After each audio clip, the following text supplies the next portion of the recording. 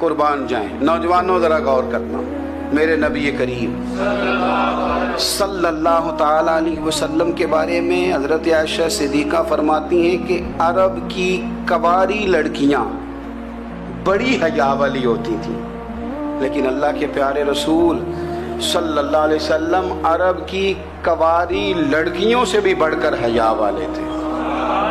یہ ہمارے بچے مذاق میں ہمیں کئی دفعہ کہتے ہیں شادی کرا دو، شوگل میں کہہ دیتے، ابا کو کہہ دیتے ہیں، ابا کو منہ پہ آگے کہہ دیتے ہیں، کہتے ہیں یہ بڑا بھائی مصیبت بن گیا، یہ ہٹے گا تمہاری باری آئے گی۔ آپ کچھ ایسی باتیں کر رہے ہیں، کچھ ایسے انداز آپ اختیار کر رہے ہیں جو وفادار لوگ کرتے نہیں۔ شرم و حیا سے وہ چیزیں ٹھل جاتی ہیں، جو باتیں ہمارے بچوں کی زبانوں پر بے باکی کے ساتھ آنے لگی ہیں۔ یہ جو ہمارے لڑکے بن سنور کے نکلتے ہیں، یہ جو میک اپ کا خرچہ لڑکیوں کے برابر لڑکوں کا ہوتا جا رہا ہے، یہ جو لڑکے بھی رات کو چہرے پر کریم لگا کر کے سوتے ہیں، یہ بتا سکتے ہیں کہ مقاصد کیا ہے؟ بتا سکتے ہیں؟ یعنی بچے بھی بغیر شیمپو کے بال نہیں دھوتے، مثلا کیا کرنا ہے آپ نے اس کا؟ بڑی بڑی قیمتی چیزیں جو ہیں وہ آپ نے رکھی ہوئی ہیں، مقصد کیا ہے؟ یہ جو ہمارے بچے بن سنور کے نکل رہے ہیں تو کیا دعوت دے رہے ہیں سوسائٹی کو؟ شارٹ نکرے پہن کے جو نکلے ہوئے ہیں، اوریاں لباس پہن کے نکلے ہوئے ہیں۔ اقبال نے کہا تھا دیار مشرق ہوس میں غلطاں، شباب اوریاں شراب عیسیاں، جسے بھی دیکھو غری کے عیسیاں، ہم ایسی تہذیب کیا کریں گے؟ شباب اوریاں، تم نے اپنی جوانی ننگی کر ڈالی ہے ساری، معاذ اللہ۔ کن مقاصد کے لیے؟ میں وہ اعداد و شمار بتا نہیں سکتا۔ ہمارے ہاں گند سستا ہو گیا ہے، لوگوں نے گناہ تک پہنچنا آسان بنا دیا ہے۔ آپ دیکھ لیں گندگی دروازے پہ اور گند موبائل میں، کیسے بچائیں ان بچوں کو؟ کیا کریں؟ کلیجے پھٹتے، کبھی باتیں سوچتے ہیں تو سوچتے ہیں آنے والی نسل کو کہاں لے جائیں، کہاں چھپائیں، کیا ایسا کریں کہ یہ بچ جائیں۔ خدا را قربان جائیں حضرت عثمان غنی پر۔ مصنف ابن ابی شیبہ میں صحابہ فرماتے ہیں حضرت عثمان غنی نا بڑے مالدار تھے۔ مال آتا ہے تو لوگ عیاش نہیں ہو جاتے، مال آتا ہے تو لوگوں کی خواہشات بہت بڑھ نہیں جاتی۔ بڑے مالدار تھے، مالدار بھی تھے اور سونے بھی بڑے تھے۔ حضرت اسامہ بن زید کہتے ہیں میں نے زندگی میں اتنا سونا بندہ نہیں دیکھا جتنے حضرت عثمان غنی خوبصورت تھے، پیسہ بھی حسن بھی۔ لیکن فرماتے ہیں کہ حضرت عثمان غنی سب سے بڑھ کر اپنی شرمگاہ کی حفاظت کرنے والے، اور سب سے بڑھ کر صلہ رحمی کرنے والے، رشتہ داروں سے اچھا سلوک کرنے والے، حیا والے، شرم والے، پاکیزگی والے۔ آپ کا ذہن ہے، آپ صبح اٹھتے ہی ذہن بنا لیں کہ میں نے آج اتنا سبق پڑھنا ہے، آج اتنی تفسیر دیکھنی ہے، اتنی عبادت کرنی ہے، فلانی نعت میں نے دیکھنی ہے، فلاں خیر کا کام کرنا ہے، فلاں آدمی کے ساتھ نیکی کرنی ہے۔ صبح ذہن بنا لیں، آپ کا ذہن وہی کام کرنے لگے گا۔ لیکن اگر صبح اٹھتے ہی ذہن میں گندگی ہے، رات کو سوتے ہی معاذ اللہ ذہن میں وسوسے ہیں، تو پھر سارا دن وہی چکی چلے گی، وہی انداز رہے گا۔ تھوڑا سا آپ کو اس کی نگرانی کرنی ہے، تھوڑا سا۔ فحاشی، عریانی یہ تیزی سے پھیل رہی ہے، تیزی سے گندگی لوگ کشید کر کے لاتے ہیں۔ اور حیا کا مطلب صرف اتنا ہی نہیں ہے آپ زنا اور بدکاری سے بچیں، آپ اپنی زبان کو بھی حیا والا بنائیں۔ کوئی کچا کمزور جملہ، گندی بات، گالی کبھی بھی زبان پہ نہ آئے، آپ کا انداز حیا والا ہو، بے باک ہو جانا، بے باک بولنا۔ میں باریکی سے اس بات کو سمجھتا ہوں، اور میں آپ کو بہت ساری بزرگوں کے ارشادات کا نچوڑ عرض کرنے لگا ہوں۔ آپ اپنا ذہن صاف کر لیں، آپ کے بہت سارے کام ویسے ہی صحیح ہو جائیں گے، کیونکہ ہمارے دین کے اندر زیادہ اجر نیتوں اور ارادوں پہ ملتا ہے۔ آپ کے جو اندر کی پاکیزگی ہے وہ بہت سارا فضل لاتی ہے اللہ کا، اور اگر دل ہی نہ پاک ہو، ذہن ہی نہ پاک ہو، تو وہ خیر کی چیزیں کس طرح کر کے داخل ہوں گی؟ نوجوان میری بات پر توجہ کریں۔ فرمایا وہ لوگ جو اپنی شرمگاہ کی والذین ہم لفروجہم حافظون، وہ لوگ جو اپنی شرمگاہ کی حفاظت کرتے ہیں۔ حضور غوث پاک رضی اللہ تعالیٰ عنہ فرمایا کرتے تھے، دو چیزیں انسان اپنی سنبھال لینا، ایک پیٹ اور ایک شرمگاہ، تو فرماتے تھے ولایت اس کے بڑی قریب آ جاتی۔ ہم نہ ان لذات میں الجھ جاتے ہیں۔ سیانے سیانے بندے، روٹی کمر سیدھی کرنے کے لیے کھانی چاہیے، زبان کے ذائقے کے لیے نہیں کھانی چاہیے۔ یہ زبان کا ذائقہ لگ جائے یہ کہیں کا نہیں چھوڑتا انسان۔ اپنی شرمگاہ کی جو لوگ حفاظت کر لیتے ہیں، کوئی بڑے سے بڑا گناہ کرنے سے بھی بندہ کافر نہیں ہوتا، بندہ کفر کرنے سے کافر ہوتا ہے۔ گناہ بڑے سے بڑا کرنے والا بھی گناہ گار ہے، کافر نہیں۔ لیکن بعض گناہ ایسے ہیں جو جس وقت بندہ کر رہا ہوتا ہے اس وقت وہ مومن نہیں ہوتا۔ میرے نبی کریم صلی اللہ تعالیٰ علیہ وسلم نے فرمایا، جب کوئی شرابی شراب پیتا ہے اس وقت مومن نہیں ہوتا۔ جب کوئی چور چوری کرتا ہے تو اس وقت مومن نہیں ہوتا، اور جب کوئی زانی زنا کرتا ہے تو تب وہ مومن نہیں ہوتا۔ اتنی دیر کے لیے اس کے دل سے ایمان نکال لیا جاتا ہے۔ کفل کا ایک واقعہ ترمذی میں ملتا ہے۔ ایک شخص کفل نام کا تھا بنی اسرائیل میں، ایک عورت مجبور تھی، اس کے بچے بھوکے تھے، تو کفل نے اسے مائل کر لیا کہ تو میرے ساتھ گناہ کرے گی تو پھر میں تیرے بچوں کی روٹی تجھے دوں گا۔ تو وہ عورت پہلے تو بیچاری نہ مانی، لیکن بچوں کی بھوک دیکھ کے مجبور ہو گئی۔ جب کفل کے قریب گئی نا وہ عورت، اس نے دروازے سارے بند کر لیے۔ ترمذی شریف میں اس کا واقعہ موجود ہے۔ چاروں جانب سے بند ہو گیا سارا کچھ، لیکن جب وہ کفل کہتا ہے میں اس بی بی کے پاس جانے لگا تو عورت کا وجود کانپتا تھا۔ جس بندے کو گناہ کی طرف جاتے اس کی طبیعت میں ہیجان پیدا ہو تو مانا یہ ہے کہ ابھی ذہن پورا غلیظ نہیں ہوا، ابھی طبیعت پوری گندی نہیں ہوئی، ابھی ایمان کی بہت ساری قسمیں موجود ہیں، عورت کا وجود کامتا ہے۔ تو کفل کہتے ہیں کہ میں نے اسے کہا کہ سارے دروازے بند ہیں، ڈرتی کیوں ہے؟ تو کہنے لگی ڈرتی اس لیے ہوں کہ سارے دروازے بند نہیں ہوتے، ایک دروازہ کھلا ہے اور وہ دروازہ رب قدیر کا دروازہ ہے، اسے کیسے بند کیا جا سکتا ہے؟ تو کہتے ہیں جب اس نے یہ لفظ کہے تو مجھ پر بھی بات کا اثر ہوا، مجھ پر۔ تو میں نے کہا کہ اگر تو عورت ہو کے رب سے اتنا ڈرتی ہے تو مجھے تو اس نے مرد بنایا ہے، تو مرد تو ہوتا ہی وہ ہے جو اپنے آپ پر کنٹرول کر سکے۔ تو اب نہ معاملہ آگے جائے گا، اب یہاں بات رکے گی نہیں، جا میں تجھے آزاد کرتا ہوں۔ عورت گئی، اس نے توبہ کی کفل نے، اور رات رو کے کہنے لگا مالک آج میں نے توبہ کی ہے تو میرے اوپر مہربانی کرنا، میری توبہ ٹوٹنے نہ پائے۔ رات اس نے توبہ کی، رات ہی انتقال ہو گیا۔ لوگوں کو پتا تھا بڑا بے حیا ہے، بد کردار ہے، گناہ گار ہے، شاید لوگ اس کا چہرہ دیکھنے بھی نہ جاتے، پر مالک کریم ہے نا۔ حضور فرماتے ہیں سویرے اس کے دروازے پہ لکھ دیا اللہ نے، لوگوں رب نے کفل کے سارے گناہ معاف کر دیے ہیں، اس کے دروازے پہ لکھ دیا گیا۔ جب آپ اپنی حفاظت کرنا چاہتے ہیں تو اللہ پھر اسباب بھی پیدا کر دیتا ہے۔ اپنی شرمگاہ کی، اپنی نظر کی آپ خوب حفاظت کریں۔ اور میں آپ کو ایک بات عرض کروں، ایک بندے کے باحیا ہو جانے سے نا، ایک بندے کے ٹھیک ہو جانے سے اس کے دائیں بائیں بے شمار لوگ ٹھیک ہو جاتے ہیں۔ نہ چاہتے ہوئے بھی آپ کی نیکی کا اثر آپ کے دوستوں پہ پڑتا ہے، نہ چاہتے ہوئے۔ اور ایک بندے کے بگڑ جانے سے اس کے دائیں بائیں بہت سارے لوگ بگڑ جاتے ہیں، بہت سارے لوگ بگڑ جاتے ہیں۔ آپ اگر اپنے لب و لہجے پر یہ پابندی لگا سکیں اور اپنے آپ کو اگر آپ سنبھال سکیں تو پھر یاد رکھیے گا بڑی ساری چیزیں بہتر ہو جائیں گی۔ اپنی شرمگاہ کی حفاظت کرنے والے الا علی ازواجہم، مگر یہ کہ اپنی بیویوں پر، او ما ملکت ایمانہم، یا اپنی شرعی باندیوں پر۔ اس زمانے میں جو لونڈی خریدی جاتی تھی اس سے بھی وطی کرنا جائز تھا، اگرچہ اب لونڈیاں موجود نہیں ہیں تو یہ فعل بھی موجود نہیں، سوائے اپنی بیویوں پر یا شرعی باندیوں پر۔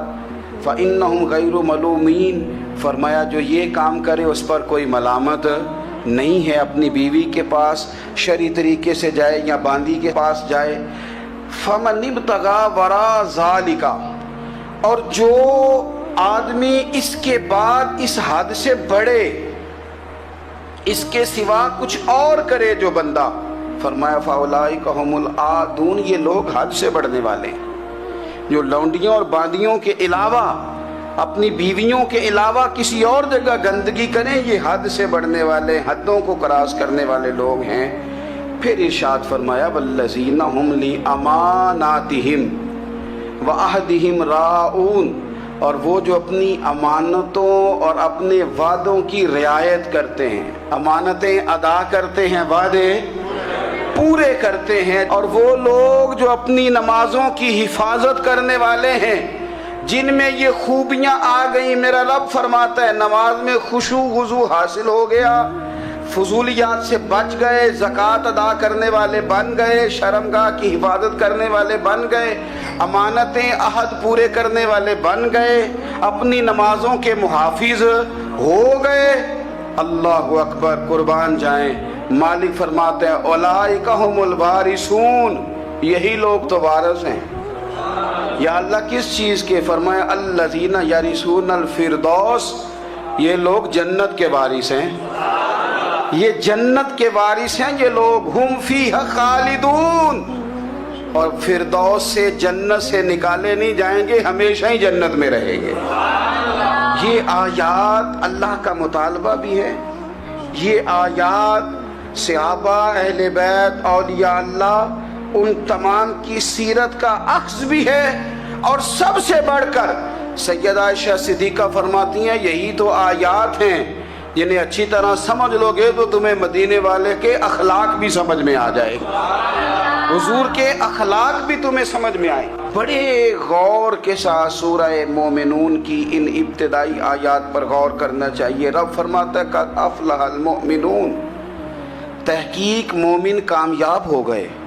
कौन से मोमिन? अल्लज़ीना हुम फ़ी सलातिहिम खाशिऊन, वो जो अपनी नमाजों में गिड़गिड़ाने वाले हैं, खुशू के साथ, आजिज़ी के साथ, इनकिसारी के साथ, ज़ौक़ के साथ नमाज पढ़ने वाले हैं। देखिए कुरान ने ये नहीं कहा शुरू में ही कि वो लोग अपनी नमाज पाबंदी से पढ़ते हैं, बल्कि फरमाया वो नमाजों में आजिज़ी करते हैं, वो नमाज में खुशू करते हैं, वुज़ू करते हैं। नमाज हम भी पढ़ते हैं,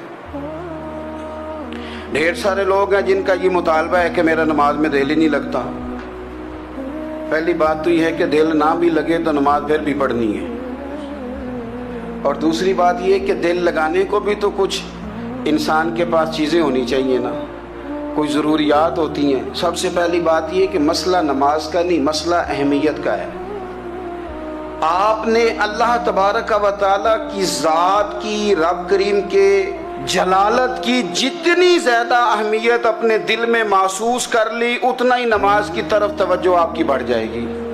आप सादी सी मिसाल है, गौर कर लें। जितना आप अपने उस्ताद को प्रोटोकॉल देते हैं, जितनी इज्जत करते हैं, उतना ही वक्त पे आप उनके पास पहुंच भी जाते हैं। अगर आपके दिल में अहमियत नहीं है तो आप टाल देंगे, और जिस उस्ताद की अहमियत है उसके फ़ोन की घंटी बजते ही फ़ोन भी उठाया जाएगा, और बात पूरी मुकम्मल भी नहीं होगी तो कहा जाएगा जैसे आप कहेंगे, और जो वक्त वो देंगे उनसे 10 मिनट पहले पहुंचने की कोशिश भी की जाएगी। बस समझ लें दिल लगने ना लगने का मसला नहीं, अहमियत का मसला है। आप जितनी अपने मालिक की बारगाह की अहमियत समझ लेंगे, उतना ही वक्त पे मस्जिद आएंगे, उतना ही शौक से नमाज पढ़ेंगे। दूसरी बात, नमाज के तर्जुमे पे गौर करें। आप यकीन करें अगर नमाज का तर्जुमा हमें आ जाए ना, तो हमें तो यूँ लगे कि हम तो अपने मालिक की बारगाह में अर्ज़ो मारूज़ करने हाजिर हुए। ये सूरह फातिहा ही देख लें आप। हुजूर फरमाते हैं, रब फरमाता है सूरत फातिहा आधी मेरी है आधी मेरे बंदे की है। जब उसने कहा अल्हम्दुलिल्लाह रब्बिल आलमीन अर्रहमानिर रहीम मालिक यौमिद्दीन इय्याका नअबुदु व इय्याका नस्तईन, जब यहाँ तक वो लफ्ज़ कहता है तो ये हिस्सा मेरा था। उसने अपने रब की तारीफ़ की, और जब कहा ना उसने इहदिनस सिरातल मुस्तकीम, اب بندے نے التجائیں شروع کر دی. اس نے کہا کہ مالک بھی تو ہے, رحمان بھی تو ہے, رحیم بھی تو ہے, عبادت بھی تیری کرتے ہیں تو مدد بھی تو تجھی سے مانگنی ہے نا. اب مہربانی فرمانا اہدنا الصراط المستقیم, ہمیں سیدھا راستہ دکھا دے. صراط الذین انعمت علیہم, ان لوگوں کا راستہ دکھانا جن پر تو نے انعام کیا ہے. غیر المغضوب علیہم ولا الضالین, ان کے راستے پہ نہ چلانا جن پر تیرا غضب ہوا, جو گمراہ ہو گئے ان کے راستے. تو نماز میں جب ترجمے پر آپ کا غور ہوتا ہے تو آپ کا تو دل خود بخود لگ جاتا ہے, شوق بڑھ جاتا ہے آپ کا. تو اتنی چیزیں ہم زندگی میں یاد کرتے ہیں, تو اگر ترجمہ بھی نماز کا یاد کر لیں اور پھر شوق سے پڑھیں تو آپ یقین کریں طبیعت کھینچی چلی آئے گی.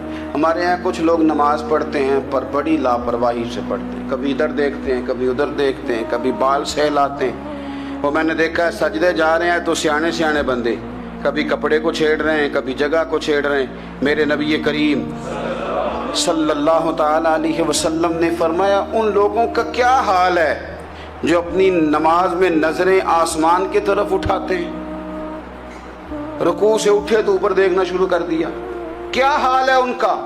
اور پھر حضور نے ایک موقع پر تو سختی فرمایا جو نماز پڑھتے اپنی نظریں آسمان کی طرف اٹھاتا ہے وہ باز آ جائے, ورنہ ایسا نہ ہو کہ رب اس کی آنکھیں ہی چھین لے. باز آ جائے اس کام سے. خشوع کے ساتھ نماز پڑھے, عاجزی کے ساتھ نماز پڑھے, اس کا دل لگا ہوا ہو نماز کے اندر.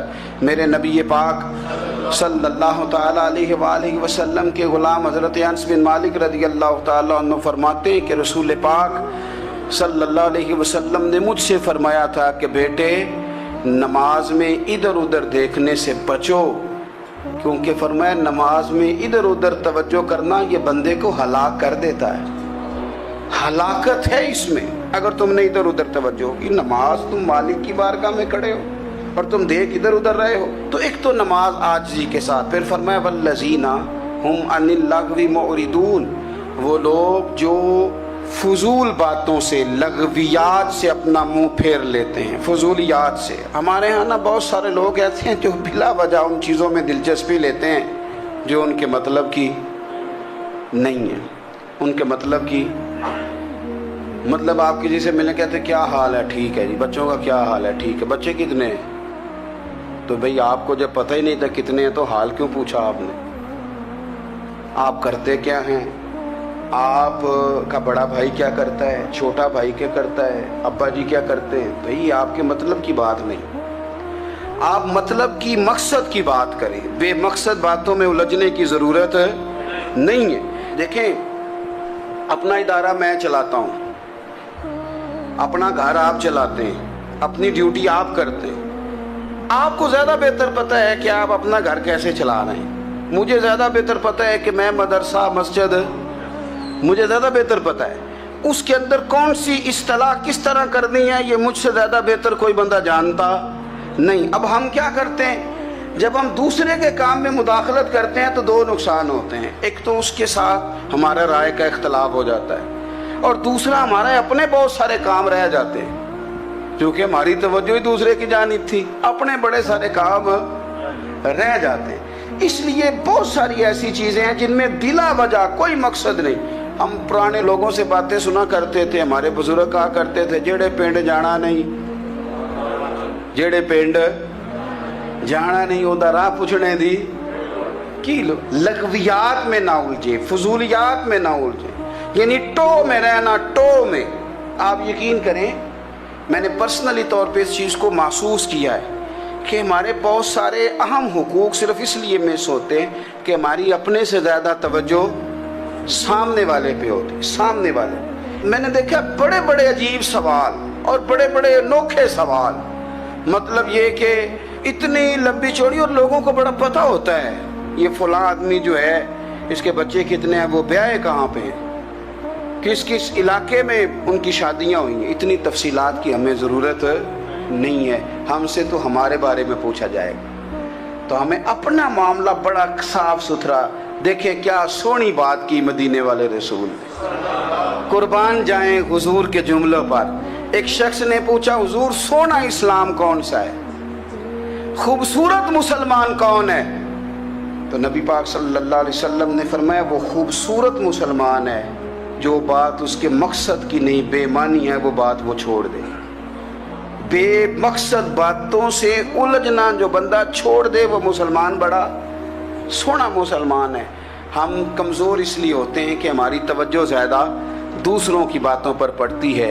کچھ چیزیں ایسی ہوتی ہیں جو ہم نہ فراخ دلی سے بانٹتے ہیں، اور کچھ چیزیں ایسی ہوتی ہیں جو مجبور ہو کر ہم دیتے ہیں۔ کئی دفعہ ایسا ہوتا ہے کہ سامنے والا کچھ زیادہ تکلیف میں ہوتا ہے اور ہمارے پاس بھی وسعت نہیں ہوتی، لیکن زیادہ اجر اسی بندے کو ملتا ہے جو تھوڑی تکلیف برداشت کرے اور سامنے والے کی تکلیف کو دور کرے۔ مدینہ منورہ میں نا قحط پڑ گیا تھا، غلہ نہیں ملتا تھا، تو قحط کے زمانے میں لوگ نا پھر چیزوں کو مہنگا کر کے بیچتے ہیں۔ ہمارے ہاں ایک طرف چینی کی لائنیں لگی ہوتی ہیں، دوسری دفعہ چھاپا پڑتا ہے، پورے کے پورے گودام بھرے ہوئے نکل آتے ہیں، لوگ مصنوعی قلت پیدا کر دیتے ہیں۔ حضرت عمر فاروق رضی اللہ تعالیٰ عنہ کے زمانہ نور میں قحط پڑ گیا تھا، گندم کا دانہ اس طرح ہو گیا تھا جس طرح سونا ہے۔ سیدنا عثمان غنی رضی اللہ تعالیٰ عنہ کے نا بہت سارے اونٹ غلے کے بھرے ہوئے مصر سے آئے، اور لگتا یوں ہے کہ وہ شخص آپ ہی کو غلہ دیتا تھا، کسی اور کو دیتا بھی نہیں تھا، جو اونٹ بھر کے اس نے لیے۔ تو مدینہ منورہ کے اندر جب وہ مال پہنچا نا، آپ کو بتانا یہ چاہ رہا ہوں کہ ساری تجارت بندوں سے نہیں کرنی چاہیے، کچھ اللہ سے بھی کرنی چاہیے۔ رب سے جو بندہ تجارت کرتا ہے وہ بڑا کامیاب ہوتا ہے۔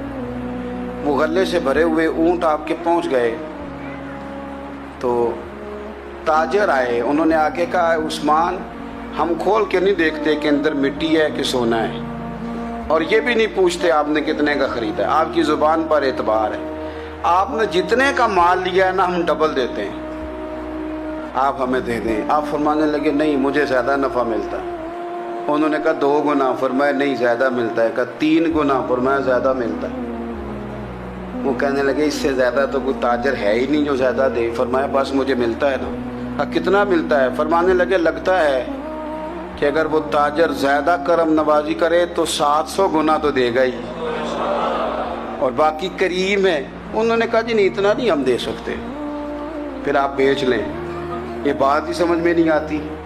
لوگ چلے گئے تو حضرت عثمان غنی مال اٹھا کے مسجد کے دروازے پہ لے گئے، جا کے کہنے لگے اے عمر اعلان کر دیں جس غریب کو گندم کی ضرورت ہے، آسانی کے دور میں نہیں دقت کے دور میں، جب لوگوں کو مل نہیں رہی چیز، جس کو ضرورت ہے وہ آئے اور آ کے لے جائے۔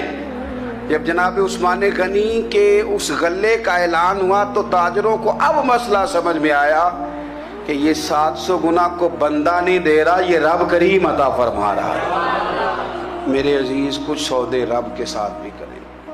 اگر کوئی بڑا ضرورت مند دروازے پہ آ جائے نا